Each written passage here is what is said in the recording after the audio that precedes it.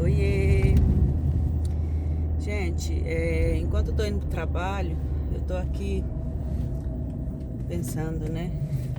Nós estamos vivendo aí, não de perto, mas de longe, né? Observando as, as tragédias aí, né? Da guerra na Síria, as tragédias ambientais aí decorrentes da chuva. E eu fico aqui pensando quantas pessoas que não estão em situação de adoecimento mental, né?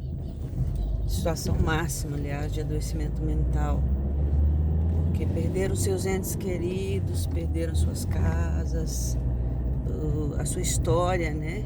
E quando você perde uma casa, você perde uma história também. Perde ente querido, você perde um pedaço de si. Lidar com isso tudo, com as perdas, né, com o luto, é muito difícil. Para alguns mais ainda.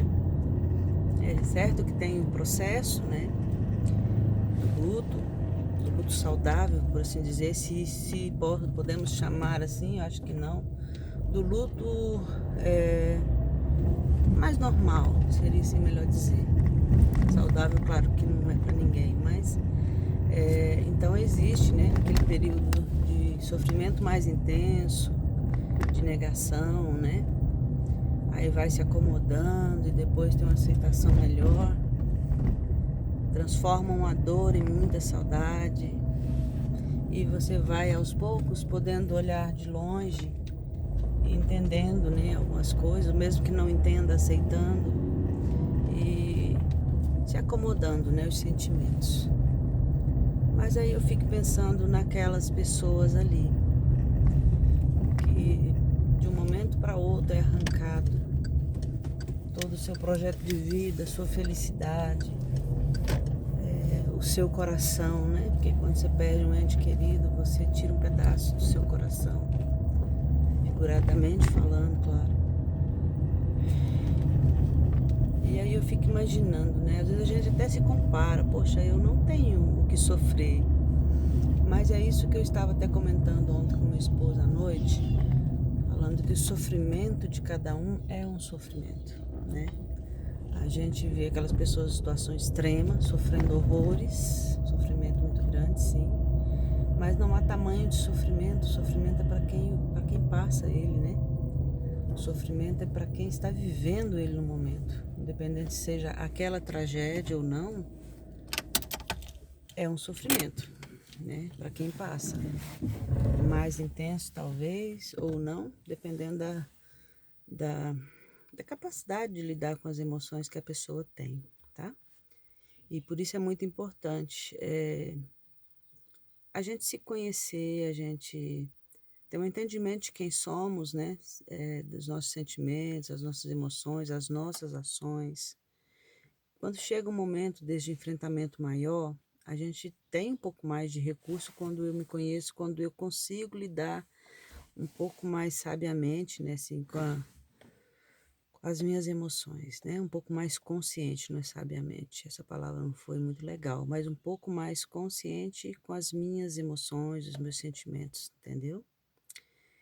E vou repetir, não há um sofrimento maior ou menor, o sofrimento é aquele que a pessoa passa no momento, né? Muitas vezes o que é sofrimento para um não é para mim, não é para você, e muitas vezes o meu sofrimento também não é sofrimento para o outro, né? Não que eu queira comparar uma tragédia daquela com a coisa mais simples, mas eu estou dizendo que para quem sente, aquele é o sofrimento do momento, tá? E fica aqui a dica mais uma vez, né?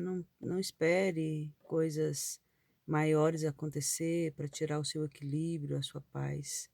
Embora algumas a gente não escolhe, como as tragédias que eu citei lá no início, e elas vêm realmente nos desestabilizam, e isso é normal, não tem o que dizer.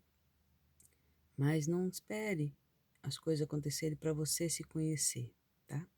O autoconhecimento é muito importante, tá bom? Fica aí a dica, nos acompanha aí, compartilha se você acha que esse vídeo é importante e ajuda pessoas também.